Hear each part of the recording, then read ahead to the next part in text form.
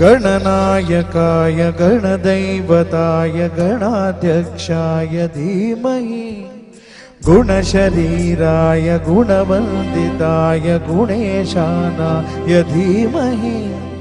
गुणाधीताय गुणाधीशाय गुणप्रविष्टाय धीमहि एकदन्ताय वक्रतुण्डाय गौरीतनयाय धीमहि गजेशानाय भालचन्द्राय श्रीगणेशाय धीमहि एकदन्ताय वक्रतुण्डाय गौरीतनयाय धीमहि गजेशानाय भालचन्द्राय श्रीगणेशाय धीमहि